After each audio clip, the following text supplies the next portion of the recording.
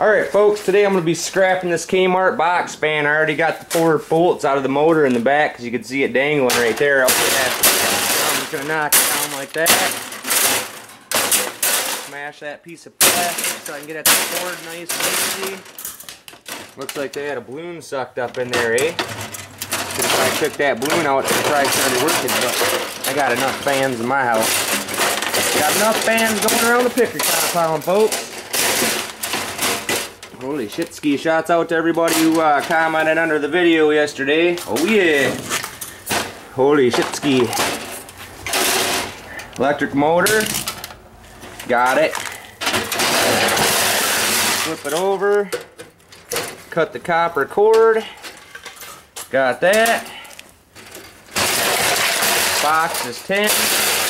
Copper cord. Copper, unclean goes for $1 a pound. Electric motor, probably like 10-20 cents per pound. Oh yeah, got me electric motor, folks. Yep, scrapping with Scrapper Boy.